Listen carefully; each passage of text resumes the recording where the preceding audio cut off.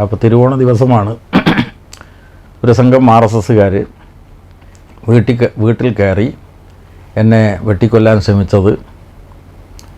അത് അന്ന് അവരുടെ ഉദ്ദേശം വിജയിച്ചില്ല. ഒരാളെ അപായപ്പെടുത്തുക എന്ന് പറയുന്നതൊന്നും വലിയ ഒരു കാര്യമല്ല. കേരളത്തിലടക്കം ചില ചെറുപ്പക്കാർ വഴിതെറ്റിപ്പോയി ഇസ്ലാമിക് സ്റ്റേറ്റിൽ ചേർന്നു, എന്നിട്ട് സിറിയയിൽ പോയി, അഫ്ഗാനിസ്ഥാനിൽ പോയി എന്നൊക്കെ പറഞ്ഞിട്ട് ചില സംഭവങ്ങളൊക്കെ നമ്മൾ കേട്ടല്ലോ. ആ രീതിയിലൊരു റിക്രൂട്ട്മെന്റ് നടക്കുന്നുണ്ടെന്നാണ് പറയുന്നത്. റിക്രൂട്ട്മെൻറ്റ് നടന്നല്ലോ. പ്രൈം 21ന്റെ എല്ലാ പ്രിയപ്പെട്ട പ്രേക്ഷകർക്കും തിരുവോണാശംസകൾ. ഈ തിരുവോണ നാളിൽ നമ്മളോടൊപ്പം അതിഥിയായിട്ടുള്ളത് Khadi board vice chairman P. ജയരാജാണ്. നമസ്കാരം. നമസ്കാരം. അപ്പോൾ ജയരാജ, വീണ്ടും ഒരു ഓണക്കാലം എത്തിയിരിക്കുകയാണ്. കഴിഞ്ഞ വർഷത്തെ പോലെയല്ല. നമ്മൾ 18 പ്രളയം, പിന്നെ 19 ഉരുൾപൊട്ടൽ, അതിനുശേഷം കോവിഡ് വന്നു. ഒരു 2 വർഷക്കാലം നമ്മൾ ഓണം ആഘോഷിച്ചു. ഇപ്പം വീണ്ടും ഒരു വയനാട് ദുരന്തത്തിന്റെ പശ്ചാത്തലത്തിലാണ് ഇപ്രാവശ്യത്തെ ഓണം, അല്ലേ? അതെ അതെ, തീർച്ചയായിട്ടും. മുമ്പ് 1924 ഏറ്റവും വലിയ വെള്ളപ്പൊക്കമുണ്ടായത് എന്നതാണ് ചരിത്രത്തിൽ നിന്ന് നാം മനസ്സിലാക്കിയിട്ടുള്ളത്. ഇപ്പോൾ 2024 വലിയ നിലക്കുള്ള ഉരുൾപൊട്ടലും അതിൻ്റെ ഭാഗമായിട്ടുള്ള നാശനഷ്ടവും ഉണ്ടായി. ഇപ്പോഴും വയനാട് ദുരന്തത്തിൽ എത്ര പേർ മരിച്ചു എന്നുള്ള കൃത്യമായിട്ടുള്ള കണക്കില്ല. ഒട്ടേറെ പേരെ രക്ഷിക്കാൻ കഴിഞ്ഞു. അതിനേക്കാളും കൂടുതൽ ആളുകളെ ഇപ്പോഴും മണ്ണിനടിയിലാണ്. അപ്പോൾ അങ്ങനെയുള്ള ഒരു ദുരന്തം സൃഷ്ടിച്ചിട്ടുള്ള അങ്ങേയറ്റം വിഷമകരമായിട്ടുള്ള ഒരു സാഹചര്യത്തിലാണ് ഇത്തവണത്തെ ഓണം മലയാളികൾ ആഘോഷിക്കുന്നത്. സർക്കാരിൻ്റെ ഔദ്യോഗികമായിട്ടുള്ള ഓണാഘോഷ പരിപാടികളൊക്കെ മാറ്റിവെച്ചിട്ടാണെങ്കിലും പ്രാദേശികമായിട്ടുള്ള ഒരു ഓണാഘോഷ പരിപാടികൾ പലയിടത്തും നടക്കുന്നുണ്ട്. പ്രത്യേകിച്ച് ഓണം മലയാളികൾ എവിടെയുണ്ടോ അവിടെയെല്ലാം ഒരു ദേശീയോത്സവമായിട്ടാണ് എല്ലാ വർഷവും കൊണ്ടാടുന്നത്. ഇപ്രാവശ്യം ജയരാട്ടൻ ഒരു ഖാദി ബോർഡിന്റെ ഒരു തിരക്കിലേക്ക് ആയിരിക്കും, അല്ലേ? ഓണത്തിന്റെ എങ്ങനെയുണ്ട്? കഴിഞ്ഞ തവണ ഖാദി ബോർഡിനെ കുറച്ചൊരു മെച്ചപ്പെട്ട രീതിയിലേക്ക് ഉയർത്താൻ വേണ്ടി സാധിച്ചിട്ടുണ്ടെന്നാണ് മനസ്സിലാക്കുന്നത്. ഇപ്രാവശ്യം എങ്ങനെയുണ്ടായിരുന്നു ഓണത്തിന്റെ ഒരു ഖാദി കച്ചവടമൊക്കെ? അല്ല, ഓണത്തിൻ്റെ ഭാഗമായിട്ട് സ്റ്റാളുകളിലൊക്കെ നല്ല ആൾത്തിരക്കാണ് അനുഭവപ്പെടുന്നത്. സ്വാഭാവികമായിട്ടും കേരളം ഈ ഖാദി വസ്ത്രത്തോട് ആഭിമുഖ്യം പുലർത്തുന്നൊരു സമൂഹമാണ്. ഖാദി വസ്ത്രത്തിന് വലിയ സ്വീകാര്യതയുണ്ട്. അപ്പോൾ അതിൻ്റെ ഭാഗമായി ഓണക്കാലമാണ് ഏറ്റവും കൂടുതൽ ഖാദി വസ്ത്രവും വസ്ത്രേതര ഉൽപ്പന്നങ്ങളും വിപണനം ചെയ്യുന്നത്. ഈ ഓണക്കാലവും വിപണനം ശക്തിപ്പെടുത്താനുള്ള പരിപാടികളാണ് ഖാദി ബോർഡ് ആവിഷ്കരിച്ചത്.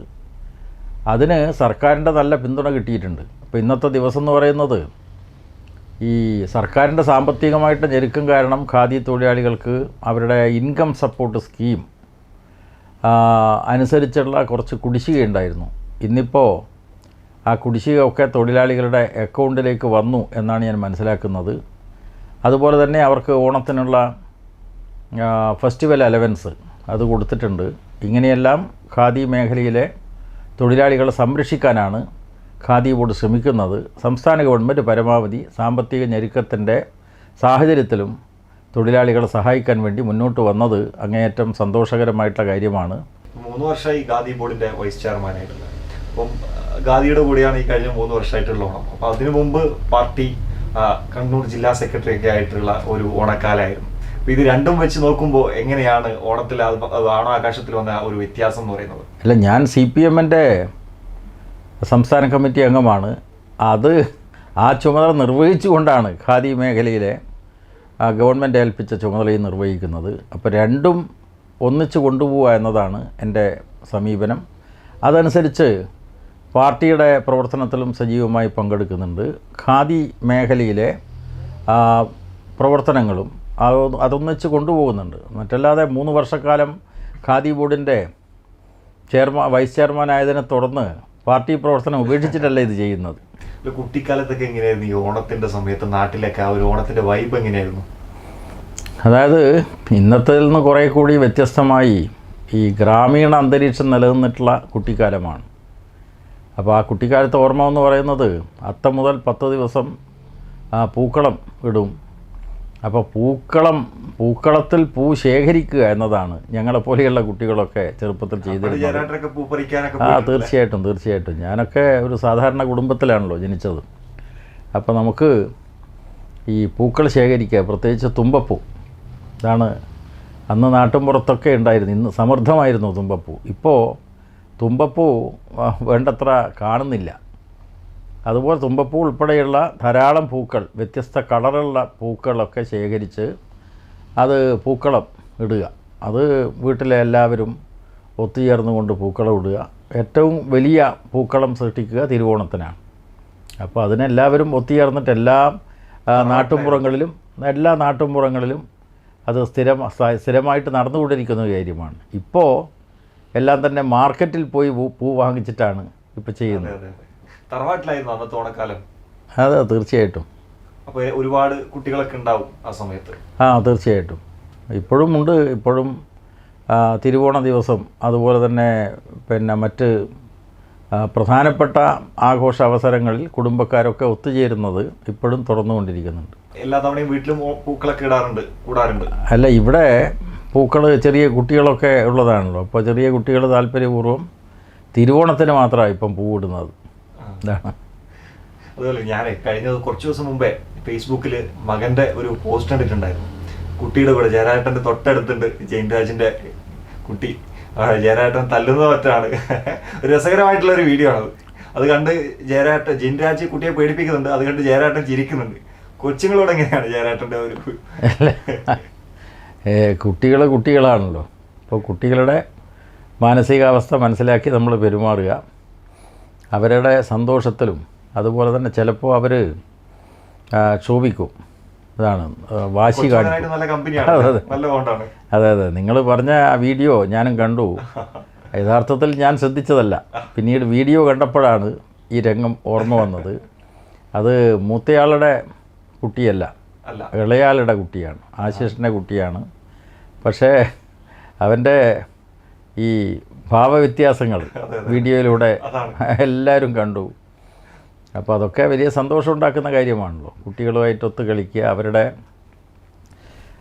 മനോഗതി, അവരുടെ കുസൃതികൾ ഒക്കെ തന്നെ ആസ്വദിക്കുക എന്നത് സ്വാഭാവികമായിട്ടും സന്തോഷമുള്ള കാര്യമാണ്. എത്രയോ ആളുകൾ അതും പിന്നെ ഇവിടെ കണ്ണൂരും പരിസരത്തുള്ളവർ മാത്രമല്ല, പല ആളുകളും കണ്ടു. വിദേശത്തുള്ളവരടക്കം വിളിച്ചു.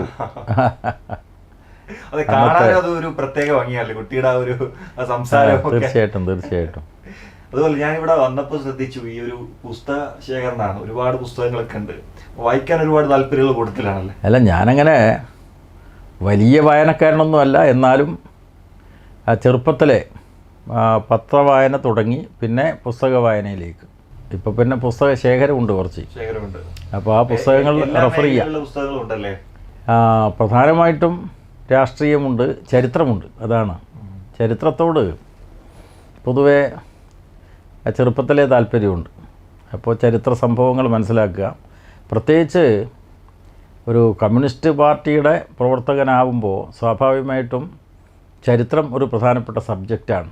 പ്രത്യേകിച്ച് ഇന്നത്തെ കാലത്ത് ഈ കേന്ദ്രത്തിലെ BJP ഗവൺമെൻറ്റും അതിന് പിന്നിലുള്ള സംഘപരിവാരവും ഒക്കെ ചരിത്രത്തെയും മറ്റും ദുർവ്യാഖ്യാനിച്ചുകൊണ്ട് അവരുടെ ആശയങ്ങൾ നടപ്പിലാക്കാനാണ് ശ്രമിക്കുന്നത്. അപ്പോൾ ചരിത്രത്തെ ശരിയായിട്ട് ജനങ്ങളെ പഠിപ്പിക്കേണ്ട ആവശ്യകത വളരെ കൂടുതലാണ്. അപ്പോൾ സ്വാഭാവികമായിട്ടും റെഫർ ചെയ്യാൻ ചരിത്ര പുസ്തകങ്ങളൊക്കെ നോക്കാറുണ്ട്. അതേസമയം മറ്റ് കഥകളും അതുപോലെ തന്നെ നോവലും അടക്കമുണ്ട്.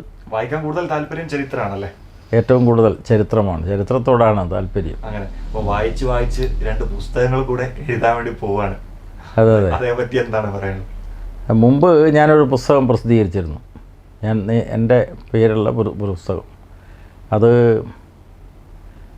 സംഘർഷങ്ങളുടെ രാഷ്ട്രീയം, ഫാസിസത്തിൻ്റെ ആസുര വഴികൾ എന്ന് പറഞ്ഞാൽ കേരളത്തിൽ RSSൻ്റെ സ്വാധീനം ഉണ്ടാക്കുന്നതിന് വേണ്ടി അവർ നടത്തുന്ന പ്രവർത്തനങ്ങളെ പറ്റിയിട്ടുള്ളൊരു പഠനം.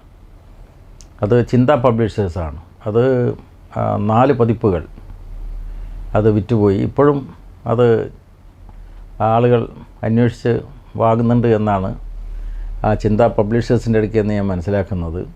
ഇപ്പോൾ കേരളം എത്തി നിൽക്കുന്ന വർത്തമാനകാല അവസ്ഥയിൽ ഒരു പുസ്തകം നേരത്തെ ഞാൻ തയ്യാറാക്കിയതാണ്. അത് ഇപ്പോൾ പ്രസിദ്ധീകരിക്കണം എന്നുദ്ദേശിക്കുന്നു. അപ്പോൾ അതിൻ്റെ ബാക്കി കാര്യങ്ങൾ തയ്യാറാക്കി വെച്ചതാണ്. തെരഞ്ഞെടുപ്പിന് മുമ്പേ തയ്യാറാക്കി വെച്ചതാണ്. അപ്പോൾ തെരഞ്ഞെടുപ്പിന് ശേഷം ഒന്ന് ചെറിയ ചില കൂട്ടിച്ചേർക്കലുകൾ വരുത്തിക്കൊണ്ട് അത് ഒക്ടോബർ മാസം പ്രകാശനം ചെയ്യണമെന്നാണ് ഉദ്ദേശിക്കുന്നത്. അത് കേരളത്തിലെ ഈ ന്യൂനപക്ഷങ്ങൾക്കിടയിലുള്ള, പ്രത്യേകിച്ച് മുസ്ലിം ന്യൂനപക്ഷങ്ങൾക്കിടയിലുള്ള രാഷ്ട്രീയം, അത് മുസ്ലിം രാഷ്ട്രീയം, രാഷ്ട്രീയ ഇസ്ലാം രണ്ടും തമ്മിൽ വ്യത്യാസമുണ്ടല്ലോ. ഒന്ന് സമുദായത്തെ രാഷ്ട്രീയമായിട്ട് നയിക്കുന്നതിന് വേണ്ടിയുള്ള പ്രവർത്തനം, അതിനകത്തുള്ള രാഷ്ട്രീയ പ്രവർത്തനം, നാനാ പ്രകാരത്തിലുള്ള രാഷ്ട്രീയ പ്രവർത്തനം, അതോടൊപ്പം രാഷ്ട്രീയ ഇസ്ലാം. അതാണ് ലോകാടിസ്ഥാനത്തിൽ ഇന്ന് ഈ പൊളിറ്റിക്കൽ ഇസ്ലാം ഒരു വലിയ പ്രശ്നമായിട്ട് വരികയാണ്. അപ്പോൾ നമ്മൾ കേരളത്തിലടക്കം ചില ചെറുപ്പക്കാർ വഴിതെറ്റിപ്പോയി ഇസ്ലാമിക് സ്റ്റേറ്റിൽ ചേർന്നു, എന്നിട്ട് സിറിയയിൽ പോയി, അഫ്ഗാനിസ്ഥാനിൽ പോയി എന്നൊക്കെ പറഞ്ഞിട്ട് ചില സംഭവങ്ങളൊക്കെ നമ്മൾ കേട്ടല്ലോ. അപ്പോൾ അതിനെ അതിശയോക്തിപരമായി കാണണ്ട, പക്ഷേ ചില ചെറുപ്പക്കാരെയെങ്കിലും ഈ തരത്തിലുള്ള രാഷ്ട്രീയ ഇസ്ലാം സ്വാധീനിക്കുന്നു. അപ്പോൾ അതുകൊണ്ട് മുസ്ലിം രാഷ്ട്രീയം, രാഷ്ട്രീയ ഇസ്ലാം, അപ്പോൾ അത് വെച്ചുകൊണ്ട് കേരളത്തിൻ്റെ കുറച്ച് കാലത്തെ ഈ ന്യൂനപക്ഷ സമുദായത്തിനിടയിൽ, പ്രത്യേകിച്ച് മുസ്ലിം കമ്മ്യൂണിറ്റിക്കിടയിൽ നടത്തിയിട്ടുള്ള രാഷ്ട്രീയ പ്രവർത്തനം, അതിൻ്റെ ഭാഗമായിട്ടുള്ള ചലനങ്ങൾ, ഇതെല്ലാം പ്രതിപാദിക്കുന്ന ഒരു പുസ്തകമാണ് തയ്യാറാക്കിയിട്ടുള്ളത്. ഈ പൊളിറ്റിക്കൽ ഇസ്ലാം യുവാക്കളെ കൂടുതൽ തീവ്രവാദത്തിലേക്ക് നയിക്കുന്നു എന്നതാണ്. തീർച്ചയായിട്ടും. അത് പ്രധാനമായിട്ട് വന്നത് ഈ 92-ലെ ബാബരി മസ്ജിദ് തകർച്ചയ്ക്ക് ശേഷമാണ് ഈ തരത്തിൽ ചില ചെറുപ്പക്കാരൊക്കെ വഴിതെറ്റിപ്പോയത്. പക്ഷെ കൃത്യമായിട്ട് അവരെ അഡ്രസ്സ് ചെയ്തിട്ടില്ല. അതിൻ്റെ ഫലമായിട്ട് പലരും വഴിതെറ്റിപ്പോയിട്ടുണ്ട്. പക്ഷേ അതിനെ ചൂണ്ടിക്കാണിച്ചുകൊണ്ട് BJP, പ്രത്യേകിച്ച് സംഘപരിവാർ ഒരു സിനിമ തന്നെ പുറത്തിറക്കിയല്ലോ, ദി കേരള സ്റ്റോറി. അത് മുസ്ലിം സമുദായത്തെ അപരവൽക്കരിക്കാൻ, അതിനെ ലക്ഷ്യമിട്ടുകൊണ്ട് നടത്തിയിട്ടുള്ള ഒരു കാര്യമാണ്. അതൊന്നും വസ്തുതയല്ലെങ്കിലും ചില ചെറുപ്പക്കാരെങ്കിലും ഈ പൊളിറ്റിക്കൽ ഇസ്ലാമിലേക്ക് വഴിതെറ്റിപ്പോയിട്ടുണ്ട്. അത് സംബന്ധിച്ചുള്ളൊരു പഠനമാണ്. തെരഞ്ഞെടുപ്പ് കാലത്ത് കണ്ടും അനുഭവിച്ചും പറഞ്ഞ കാര്യങ്ങളാണോ? തെരഞ്ഞെടുപ്പ് കാലത്ത് മാത്രമല്ല, കേരളത്തിൽ ഈ സാമുദായിക രാഷ്ട്രീയം ആരംഭിച്ചിട്ട് എത്രയോ വർഷങ്ങളായല്ലോ. അപ്പോൾ ആ സാമുദായിക രാഷ്ട്രീയം ഈ കേരളത്തിൽ ഏതെല്ലാം നിലക്കാണ് പ്രവർത്തിച്ചു കൊണ്ടിരിക്കുന്നത്.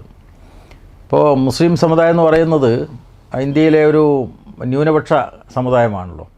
ഇപ്പോൾ രാജ്യത്തുടനീളം ന്യൂനപക്ഷങ്ങൾ അഭിമുഖീകരിക്കുന്ന പ്രശ്നങ്ങളുണ്ട്. അപ്പോൾ അവരെ ലക്ഷ്യമിട്ടിട്ടുള്ള സംഘപരിവാറിൻ്റെ ആക്രമങ്ങളുണ്ട്, അവർക്കെതിരായിട്ടുള്ള വിദ്വേഷ പ്രചരണമുണ്ട്. ഇതൊക്കെ നടക്കുന്ന സാഹചര്യത്തിൽ ഈ കേരളത്തിൻ്റെ സവിശേഷത വെച്ചിട്ട് ഈ മുസ്ലിം രാഷ്ട്രീയം, സാമുദായിക രാഷ്ട്രീയം എങ്ങനെയാണ് പ്രവർത്തിച്ചിട്ടുള്ളത് എന്ന ഒരു ചരിത്രത്തിലെ പരിശോധനയാണ്. അപ്പോൾ അത് തെരഞ്ഞെടുപ്പുമായി ബന്ധപ്പെട്ട കാര്യം മാത്രമല്ല. 56-ൽ ഭാഷാടിസ്ഥാനത്തിൽ കേരളം രൂപീകരിച്ചതിന് ശേഷമുള്ള സമുദായ രാഷ്ട്രീയത്തിൻ്റെ ചരിത്രം അതൊന്ന് പരിശോധിക്കുകയാണ് ചെയ്യുന്നത്. അതോടൊപ്പം പൊളിറ്റിക്കൽ ഇസ്ലാം ഈ ബാബരി മസ്ജിദ് തകർച്ചയ്ക്ക് ശേഷം ഈ തീവ്രവാദ ആശയങ്ങൾ ചിലരിലേക്കെങ്കിലും സ്വാധീനം ചെലുത്തിയിട്ടുണ്ട്. അവയെ സംബന്ധിച്ചുള്ളൊരു പഠനമാണ്. ലീഗ് പോലെയുള്ള പാർട്ടികൾക്ക്, അതായത് ഈ നേരത്തെ സൂചിപ്പിച്ചതുപോലെ ബാബരി മസ്ജിദിന് ശേഷം നടന്ന ചില സംഭവങ്ങൾ, അപ്പോൾ അന്ന് മുസ്ലിം ലീഗ് എടുത്ത ഒരു നിലപാട്, അതുപോലെ മറ്റ് ചില മുസ്ലിം രാഷ്ട്രീയ അല്ലെങ്കിൽ മതസംഘടനകൾ എടുത്ത ചില നിലപാടുകൾ, രണ്ടും തമ്മിൽ വ്യത്യാസങ്ങളുണ്ട്. ഇതിൽ കൂടുതൽ ആളുകളെ ഈ പോപ്പുലർ ഫ്രണ്ട് പോലെയുള്ള സംഘടന അതിനുശേഷം വലിയ രീതിയിൽ ഇസ്ലാം മതത്തിൻ്റെ ഉള്ളിൽ കൂടുതൽ ജയരാട്ടൻ പറഞ്ഞ പോലെ തന്നെ തീവ്രവാദം സൃഷ്ടിക്കാൻ വേണ്ടിയിട്ടുള്ള ഒരു ശ്രമം പലപ്പോഴായിട്ട് നടത്തിയിട്ടുണ്ട്, ഈ ബാബരി മസ്ജിദ് തകർന്ന സംഭവങ്ങളൊക്കെ ചൂണ്ടിക്കാട്ടിയിട്ട്. അപ്പം അത് കൂടുതൽ ആളുകളെ വഴിതെറ്റിക്കുന്നു, അല്ലെങ്കിൽ ഇത് കൂടുതൽ യുവാക്കളെ ഈ പോപ്പുലർ ഫ്രണ്ട് പോലെയുള്ള സംഘടനയിലൂടെ തീവ്രവാദത്തിലേക്കും പിന്നീട് IS-ലേക്കും ഒക്കെ ചെന്നെത്തിക്കുന്നു എന്നാണ് ഒരു വിലയിരുത്തലല്ലേ?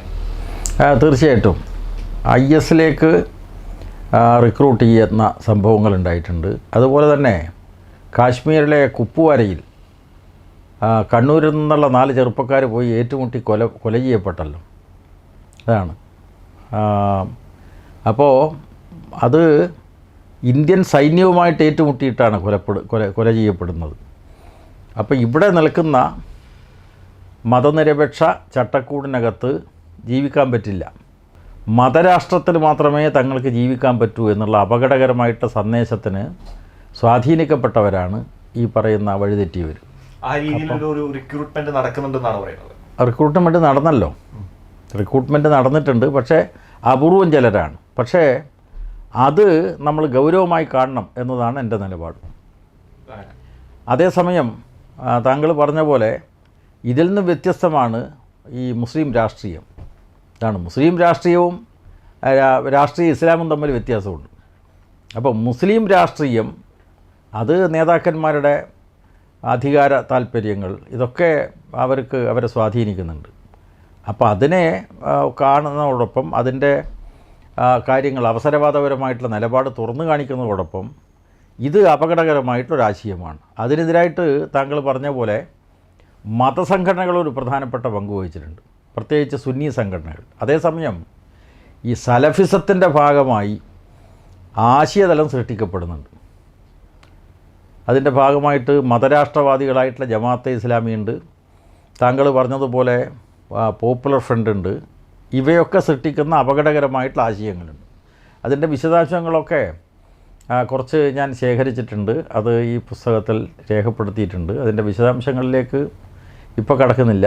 തീർച്ചയായിട്ടും ആ പുസ്തകം ചർച്ച ചെയ്യപ്പെടണം എന്നതാണ് എൻ്റെ നിലപാട്. ചർച്ച ചെയ്യപ്പെടണം. സ്വാഭാവികമായിട്ടും ആ പുസ്തകത്തെക്കുറിച്ചുള്ള വിമർശനങ്ങളുണ്ടാകും. വിമർശനങ്ങൾ വരട്ടെ. ജനാധിപത്യത്തിൽ എല്ലാം അനുകൂലമായിട്ടുള്ള നിലപാട് മാത്രമല്ലല്ലോ, എതിർപ്പ് വരും. എതിർപ്പ് വരട്ടെ. വരുന്നത് ആരോഗ്യകരമായിട്ടുള്ള ഒരു കാര്യമായിട്ടാണ് ഞാൻ കണക്കാക്കുന്നത്. ശരി. അപ്പോൾ രണ്ടാമത്തെ പുസ്തകം അത് എന്തിനെ പറ്റിയാണ്? രണ്ടാമത്തെ പുസ്തകം കേരളം ഒത്തു നിൽക്കുന്ന മറ്റൊരു തലത്തെക്കുറിച്ചാണ്.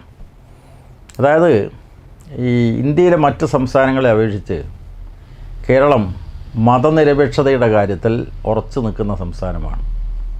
അതാണല്ലോ മണിപ്പൂരിൽ നിന്ന് കുട്ടികൾ ഇവിടെ വരുന്നു, ഇവിടെ സുരക്ഷിതമായി പഠിക്കാം, അല്ലേ? അങ്ങനത്തെ ഒരു സാഹചര്യം ഉണ്ട്.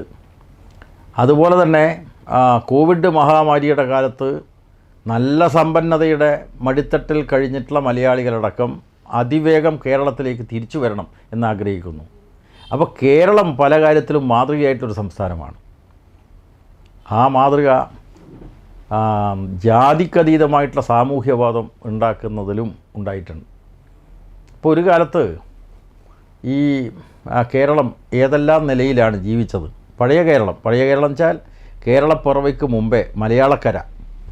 ആ മലയാളക്കരയെക്കുറിച്ച് സ്വാമി വിവേകാനന്ദൻ പറഞ്ഞത് ഈ മലബാറിലെ ജനങ്ങളൊക്കെ ശരിയായിട്ട് ജാതിഭ്രാന്തന്മാരാണ് എന്നാണ്.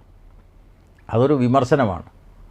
ആ വിമർശനം ഉൾക്കൊണ്ടുകൊണ്ട് ഇവിടെ ജാതിക്കതീതമായിട്ടുള്ള ഒരു സാമൂഹ്യബോധം സൃഷ്ടിക്കാൻ വേണ്ടി വലിയ പരിശ്രമങ്ങൾ നടന്നിട്ടുണ്ട്. പരിശ്രമം എന്ന് പറഞ്ഞാൽ സമരങ്ങൾ നടന്നിട്ടുണ്ട്. ഇതാണ്.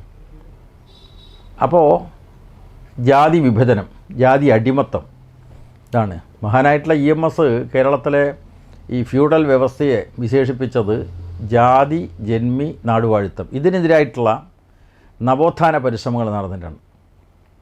ഇവിടെ BJP ഉയർത്തുന്ന മുദ്രാവാക്യം നമ്മളെല്ലാം ശ്രദ്ധിക്കേണ്ടതാണ്. അവർ പറയുന്നത് ഹിന്ദു ഏകീകരണം. അതിനെന്ത് വേണം? നായാടി മുതൽ നമ്പൂതിരി വരെ യോജിക്കണം എന്നാണ്. ആരായി നായാടി? ആ നായാടിയുടെ ചരിത്രം ഈ പുതിയ തലമുറ മനസ്സിലാക്കി കഴിഞ്ഞാൽ ഈ BJPക്കാരെയും RSSകാരെയും കുറേ ദൂരെ നിർത്തും. അവരെ തീണ്ടാപ്പാടകലം നിർത്തും. കാരണം നായാടി എന്ന് പറയുന്നത് ദൃഷ്ടിയിൽപ്പെട്ടാൽ പോലും ദോഷമുള്ള ജാതിയാണ്.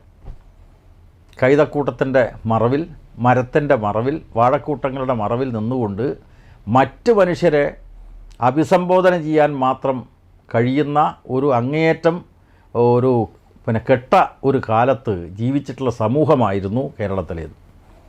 അവിടെയാണ് നവോത്ഥാന നായകന്മാർ വന്നത്. ശ്രീനാരായണ ഗുരുവുണ്ട്, ചട്ടമ്പിസ്വാമികളുണ്ട്, അയ്യങ്കാളിയുണ്ട്, അങ്ങനെ നിരവധി നവോത്ഥാന നായകന്മാർ. കീഴാള സമുദായത്തിൽ നിന്നാണ് ഇവിടെ നവോത്ഥാനം ആരംഭിക്കുന്നത്. പക്ഷേ അത് ഉയർന്ന ജാതികളിലടക്കം പ്രതിഫലനം ഉണ്ടാക്കി, നമ്പൂതിരി സമുദായത്തിലടക്കം. ഇതാണ് യഥാർത്ഥത്തിൽ ഈ ബ്രാഹ്മണാധിപത്യമാണ് ഈ ജാതി വ്യത്യാസമൊക്കെ ഉണ്ടാക്കിയതെങ്കിലും കീഴാള ജാതികളിൽ ഈ ജാതി വ്യത്യാസത്തിനെതിരായിട്ട് സാമൂഹ്യ സമത്വത്തിന് വേണ്ടി, നീതിക്ക് വേണ്ടിയുള്ള പ്രവർത്തനങ്ങൾ ഉയർന്ന ജാതികളിലടക്കം വലിയ പ്രതിഫലനം ഉണ്ടാക്കി. നമ്പൂതിരി സമുദായത്തിൽ പരിഷ്കരണ സംരംഭങ്ങളുണ്ടായല്ലോ. അപ്പോൾ കീഴാളിൽ നിന്ന് തുടങ്ങി ഉയർന്ന ജാതികളിലേക്ക് എത്തിയിട്ടുള്ള ഈ നവോത്ഥാന പരിശ്രമങ്ങളുടെ ഫലമായിട്ട് ജാതിക്കതീതമായിട്ടുള്ള ഒരു സാമൂഹ്യബോധം കേരളത്തിൽ പൊതുവിലുണ്ടായി. ഇന്ന് റിവേഴ്സ് ഗിയറിലാണ്. എന്ന് പറഞ്ഞാൽ ജാതി പറയുക എന്നത് അഭിമാനമായി കാണുന്ന ഒരു പുതിയ തലമുറ വന്നിരിക്കുകയാണ്. അത് പുനരുത്ഥാനമാണ്. ചത്ത് വണ്ണടിഞ്ഞതിനെ ഉയർത്തിക്കൊണ്ടുവരുന്ന ഒരു പുനരുത്ഥാന ശ്രമമാണ്. അതിനെ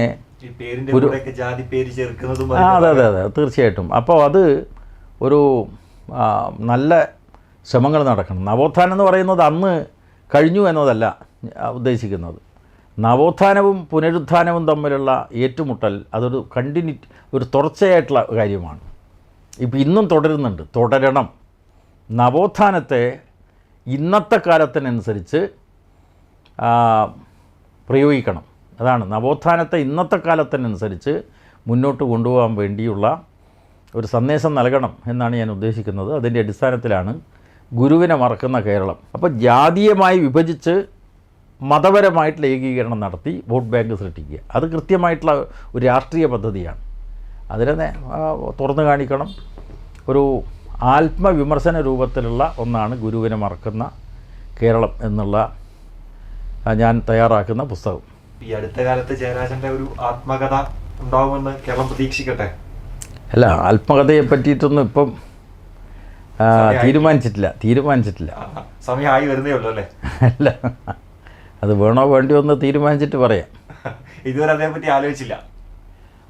ചിലരൊക്കെ പിന്നെ തയ്യാറാക്കണം എന്ന് പറഞ്ഞിട്ട് സമീപിച്ചിട്ടുണ്ട്. ഇതുവരെ ഫൈനലായിട്ടുള്ള തീരുമാനം എടുത്തിട്ടില്ല. നോക്കാം നമുക്ക്. തിരുവോണ നാളിലാണ് ആ ഒരു പ്രതീക്ഷിക്കാത്തൊരു സംഭവം ഉണ്ടായത്. അപ്പോൾ അത് നടന്നിട്ട് 25 വർഷമായി. വീട്ടിൽ കയറി BJP RSS പ്രവർത്തകരെ ആക്രമിച്ച സംഭവം. ഇന്നത്തെ ഈ ഒരു തിരുവോണത്തോടു കൂടി 25 വർഷമാണല്ലേ? അതെ, 25 വർഷമായി. 99 ആഗസ്റ്റ് 25 അന്നത്തെ തിരുവോണം. അപ്പോൾ തിരുവോണ ദിവസമാണ് ഒരു സംഘം RSSകാർ വീട്ടിൽ കയറി എന്നെ വെട്ടിക്കൊല്ലാൻ ശ്രമിച്ചത്. അത് അന്ന് അവരുടെ ഉദ്ദേശം വിജയിച്ചില്ല. അപ്പോൾ അതിനുശേഷവും എൻ്റെ രാഷ്ട്രീയ സംഘടനാ പ്രവർത്തനം തുടർന്നു. ഈ വീട്ടിൽ വെച്ചായിരുന്നു സംഭവം ഉണ്ടായത്? അല്ലല്ല, ഇത് അതിന് ശേഷം പാർട്ടി തീരുമാനിച്ച് ആ വീട് ഞങ്ങൾ ഒഴിവാക്കാൻ പാർട്ടി തീരുമാനിച്ചതാണ്. അപ്പോൾ ഇവിടെ സ്ഥലമെടുത്ത് വീടെടുത്തിട്ടാണ് ഇവിടെ താമസിക്കുന്നത്. ഇപ്പോൾ 25 കൊല്ലം മുമ്പേ, സംഭവത്തിന് മുമ്പേ RSS പോലെയുള്ള ശക്തികളോടുള്ള നിലപാടെന്താണോ ഈ വധശ്രമത്തിന് ശേഷവും അവരോടുള്ള നിലപാടത് തന്നെ. അത് വ്യക്തികളോടല്ല, ആ RSS പ്രതിനിധാനം ചെയ്യുന്ന ആശയം അത് നമ്മുടെ സമൂഹത്തിന് ഒരിക്കലും യോജിക്കാത്തതാണ്. അപ്പോൾ നമ്മൾ മനുഷ്യൻ്റെ പുരോഗതിയാണല്ലോ ആഗ്രഹിക്കുന്നത്. പുരോഗതി ആഗ്രഹിക്കുന്ന ആർക്കും അംഗീകരിക്കാൻ കഴിയാത്ത ഒരു ഫാസിസ്റ്റ് സ്വഭാവമുള്ള പ്രത്യയശാസ്ത്രമാണ് RSS പ്രതിനിധാനം ചെയ്യുന്നത്. ആ നിലപാട് തന്നെ. ഇപ്പോൾ ഞാനൊരു കമ്മ്യൂണിസ്റ്റ് പാർട്ടി പ്രവർത്തകൻ എന്ന നിലക്ക് ഇതിൽ മാത്രമല്ല, ഏതൊരു കമ്മ്യൂണിസ്റ്റുകാരനും നിലപാടുണ്ടാവണം. ഇതാണ് ആ നിലപാട് തന്നെ. ആ സംഭവത്തെ ഇപ്പം എങ്ങനെയാണ് ഓർക്കുന്നത്? ഇല്ല, ആ സംഭവം എന്ന് പറയുമ്പോൾ അന്ന് തിരുവോണ ദിവസമാണല്ലോ. അപ്പോൾ 13ാമത് ലോക്സഭാ തെരഞ്ഞെടുപ്പിൻ്റെ അവസരമാണ്. ഞാൻ വടകര ലോക്സഭാ മണ്ഡലം തെരഞ്ഞെടുപ്പ് കമ്മിറ്റി സെക്രട്ടറി ആയിരുന്നു.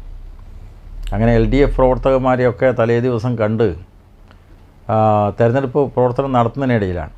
അന്ന് പ്രേമദ ടീച്ചറായിരുന്നു LDFൻ്റെ സ്ഥാനാർത്ഥി.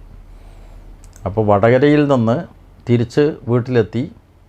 സ്വാഭാവികമായിട്ടും തിരുവോണ ദിവസമായതുകൊണ്ട് ഇവിടെയൊന്നും തെരഞ്ഞെടുപ്പ് പ്രവർത്തനം നടക്കില്ലല്ലോ. അപ്പോൾ അങ്ങനെ വീട്ടിലിരുന്ന് കാര്യങ്ങളൊക്കെ വീട്ടിൻ്റെ അന്തരീക്ഷത്തിൽ അങ്ങോട്ട് ലയിച്ച് നിൽക്കുന്ന സന്ദർഭത്തിലാണ് വൈകുന്നേരത്തോടുകൂടി ഉച്ചഭക്ഷണമൊക്കെ കഴിഞ്ഞ് വിശ്രമിക്കുന്ന അവസരത്തിലാണ് വീട്ടിനകത്ത് ഇരച്ചു കയറി ആക്രമിച്ചത്. അപ്പോൾ ആ കേസിൽ RSSകാരായിട്ടുള്ള പ്രതികളെ വിചാരണ കോടതി ശിക്ഷിച്ചു. അതിനുശേഷം ആ വിചാരണ കോടതി വിധിക്കെതിരായിട്ട് ശിക്ഷിക്കപ്പെട്ട പ്രതികൾ അപ്പീൽ കൊടുത്തു. ആ അപ്പീലിൽ ഇപ്പോൾ അവരെ വിട്ടയച്ചു കൊണ്ടുള്ളൊരു വിധി വന്നിരിക്കുകയാണ്. ആ വിധിക്കെതിരായിട്ട് ഞാൻ സുപ്രീം കോടതിയിൽ ഗവൺമെൻറ് കൊടുത്ത അപ്പീലിൽ കക്ഷി ചേർന്നിട്ടുണ്ട്. അതാണ് ഇന്നത്തെ സംഭവവുമായി ബന്ധപ്പെട്ടുകൊണ്ട് ഇപ്പോൾ ഓർക്കാനുള്ള കാര്യം. പിന്നീട് ആ വീട്ടിലേക്ക് പോയിട്ടില്ല. അവിടെ ആ വീട് ഞങ്ങൾ ഒഴിവാക്കിയല്ലോ. അപ്പോൾ അവിടെ താമസിക്കുന്ന വേറൊരു കുടുംബമാണ്. അപ്പോൾ തൊട്ടപ്പുറത്താണ് RSSകാർ കൊലപ്പെടുത്തിയ കിഴക്കേക്ക് തൊഴിലെ CPMൻ്റെ ബ്രാഞ്ച് സെക്രട്ടറി സുരേന്ദ്രൻ്റെ ശവകുടീരമുള്ളത്. അവിടെ അദ്ദേഹത്തിൻ്റെ സ്മാരക മന്ദിരമുണ്ട്. പിന്നെ അദ്ദേഹത്തിൻ്റെ ഒക്ടോബർ 6 അദ്ദേഹത്തിൻ്റെ രക്തസാക്ഷി ദിനം. അപ്പോൾ ആ അവസരങ്ങളിലൊക്കെ പോകാറുണ്ട്. മറ്റവസരങ്ങളിലും പോകുന്ന അവസരത്തിൽ ഈ സംഭവം നടന്ന വീട് വേറൊരാളാണ് ഇപ്പോൾ താമസിക്കുന്നതെങ്കിലും ആ വീട്ടിലും സന്ദർശിക്കാറുണ്ട്. ആ വർഷം തന്നെ ഇങ്ങോട്ടേക്ക് സ്ഥലം മാറി വന്നിട്ടുണ്ടല്ലേ? സംഭവത്തിന് ശേഷം പരിക്കേറ്റ് 3 മാസം എറണാകുളത്ത് സ്പെഷ്യലിസ്റ്റ് ഹോസ്പിറ്റലായിരുന്നല്ലോ ചികിത്സ. അതിനുശേഷം പിന്നെ ഫിസിയോതെറാപ്പി ട്രീറ്റ്മെൻറ്റുമായിട്ട് വന്നു. അപ്പോൾ തുടർന്ന് അവിടെ താമസിച്ചിട്ടില്ല. പിന്നെ ഞങ്ങളൊരു പാർട്ടി തീരുമാനിച്ച് ഒരു വാടക വീട്ടിലായിരുന്നു. പാട്യം ഗവൺമെൻറ് ഹൈസ്കൂളിനടുത്തുള്ള പിന്നെ ഒരു വീട്ടിൽ ഒരു സഖാവ് ഏർപ്പെടുത്തിയ വാടക വീടല്ല, ഒരു സഖാവ് സൗജന്യമായി തന്ന വീടുണ്ട് ഞങ്ങൾക്ക് താമസിക്കാൻ. അവിടെയായിരുന്നു താമസിച്ചിരുന്നത്. അവിടെ താമസിച്ചുകൊണ്ടാണ് ഇവിടെ ഇപ്പോൾ ഈ വീട് നിൽക്കുന്ന സ്ഥലമെടുത്തത്, അതുപോലെ തന്നെ വീടെടുത്തത്. അന്ന് ആ സമയത്ത് വീട്ടിൽ ഭാര്യ മാത്രമേ ഉണ്ടായിരുന്നുള്ളൂ അല്ലേ? അതെ അതെ.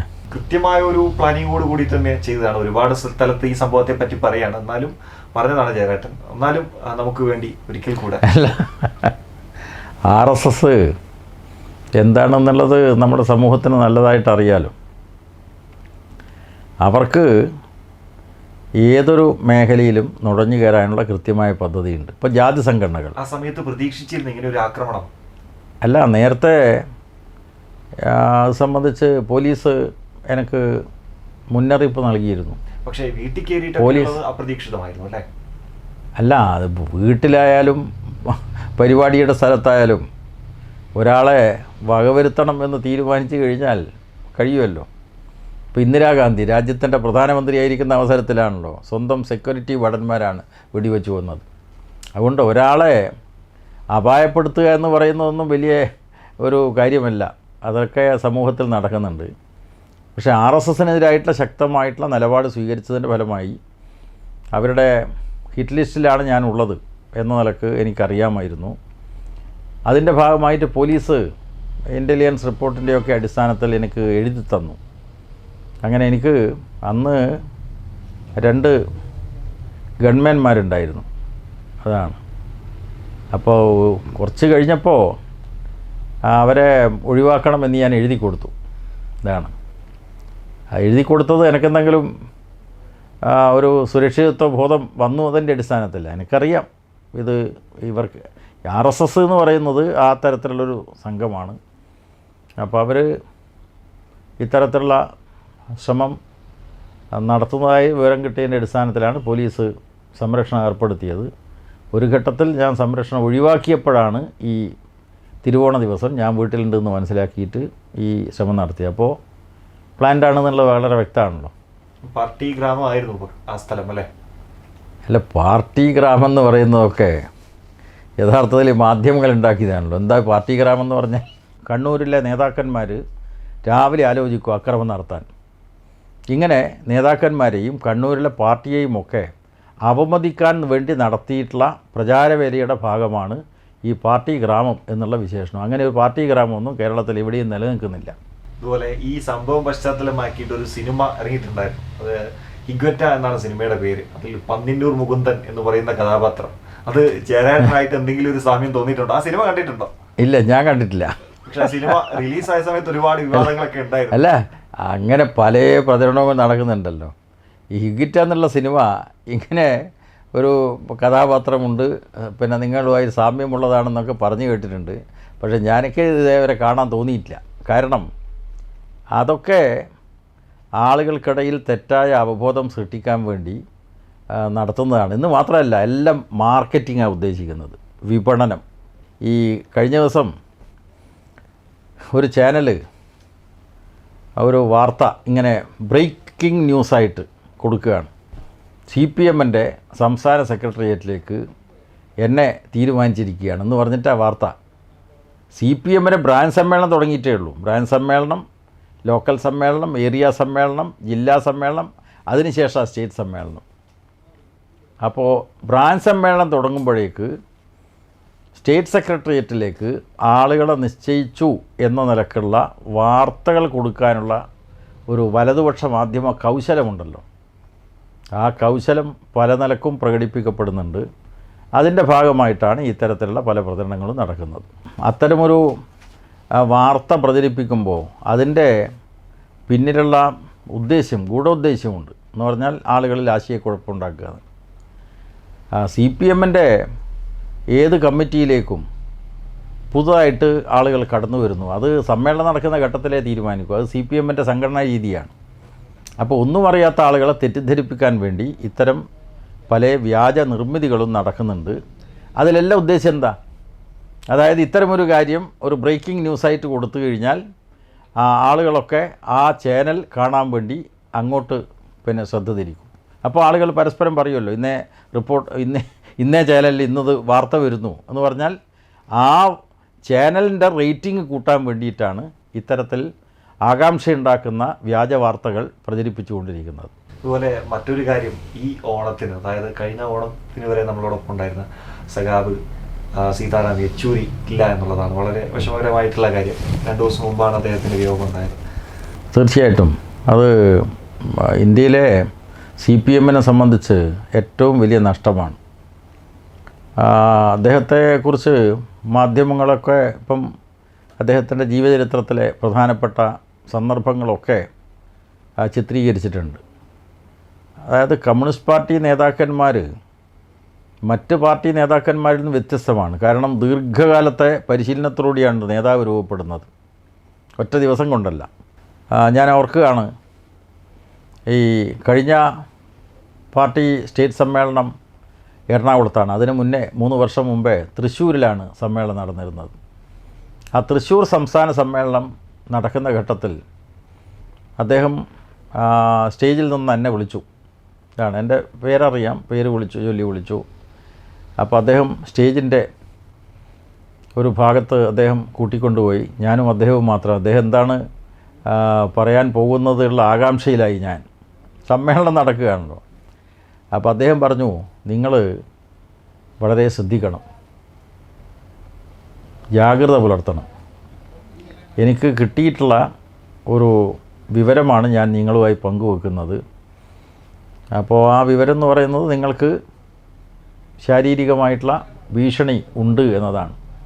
ഇതാണ്. അപ്പോൾ അദ്ദേഹത്തിന് സ്വാഭാവികമായിട്ടും അദ്ദേഹം ഡൽഹി കേന്ദ്രീകരിച്ച് പ്രവർത്തിക്കുകയാണല്ലോ. അപ്പോൾ ഡൽഹി കേന്ദ്രീകരിച്ച് പ്രവർത്തിക്കുന്ന ഇന്ത്യയിലെ പ്രമുഖനായിട്ടുള്ള ഒരു പാർട്ടി നേതാവ് എന്നെ വിളിച്ചു പറയുകയാണ്, നിങ്ങൾ ശ്രദ്ധിക്കണം. അദ്ദേഹത്തിന് ഏതെങ്കിലും സോഴ്സിൽ നിന്ന് വിവരം കിട്ടിയിട്ടുണ്ടാവും. ഞാനൊരു സ്റ്റേറ്റ് കമ്മിറ്റി മെമ്പറാണ് മാത്രമാണ്. അപ്പോൾ എന്നെ വിളിച്ചു പറയുക, നിങ്ങൾ ശ്രദ്ധിക്കണം, എനിക്ക് കിട്ടിയ ഒരു ഇൻഫർമേഷൻ അനുസരിച്ചാണ് ഞങ്ങളെ വിളിക്കുന്നത്. അപ്പോൾ അദ്ദേഹത്തിൻ്റെ മനസ്സിൽ എന്നെപ്പറ്റിയിട്ടുള്ളൊരു കരുതൽ, അതാണ് എൻ്റെ മനസ്സിൽ. തീർച്ചയായിട്ടും യെച്ചൂരി എന്ന് പറയുന്നത് എല്ലാ ചോദ്യങ്ങൾക്കും ചിരിച്ചുകൊണ്ട് മാത്രം മറുപടി പറയുന്ന ഒരു വ്യക്തിയാണ്. ഇന്ത്യ മുന്നണിയിൽ തന്നെ ഒരു പ്രധാനപ്പെട്ട നേതാവാണ്. അപ്പോൾ ആ ഒരു വിടവ് നികത്താൻ അദ്ദേഹത്തിൻ്റെ ആ ഒരു സ്ഥാനത്തേക്ക് ആരായിരിക്കും ഇനി അടുത്ത പാർട്ടിയിൽ നിന്നുണ്ടാവുക?